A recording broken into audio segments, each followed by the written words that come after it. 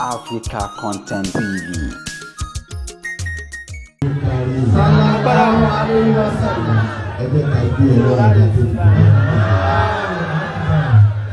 Ẹ ṣe sá. Obìnrin ni wá irú ẹ̀ náà ti ṣe rẹ̀.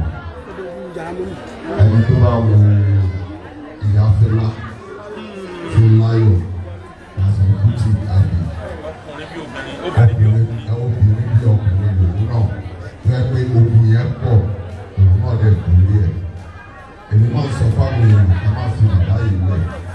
Tí yóò bá ti fi bàbá yìí lẹ̀ tó dẹ̀ ti mú ọ̀pọ̀ kan á padà ṣẹ́gun. Pé ìwòye rí ogun yẹn onítọ̀hún tọ́ra ẹ̀ rí. Àtọ̀tọ̀ ni ká má rí. Àtọ̀tọ̀ yẹn tá a bá fẹ́ rí ajẹ́kó nítọ̀hún náà inú orí ẹ̀ ìwà òun náà ó dáa. Àwọn atúbọ̀ bá ń ṣe. Ìgbọ̀n tá a bá sọ pé kò tí ì sí ogún ti tọ́ irọ́ là ń pàdé. Wọ́n tá a bá ti wà ní ayé yìí ogun kọ̀tínù.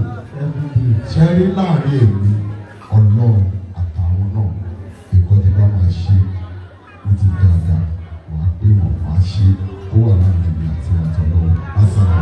Wàhálà kùsùlà.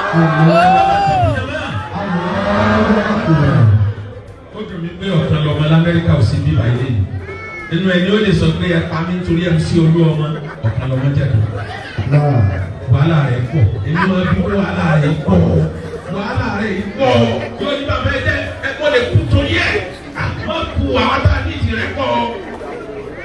Ẹ máa ń ròyìn àwọn kan, wọ́n máa ń pè PA1, PA2 tí wọ́n tẹ̀lé bàbá wa.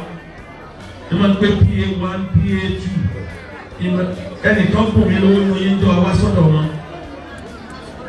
Fìlà yàn ọ̀dà ọlọ́mọ yìí. Bàbá MC Olúọmọ ẹ ti sanwó tí a jà káwọ́là. Ó dá mi lójú pé lékè 20 million, I'm sure of that.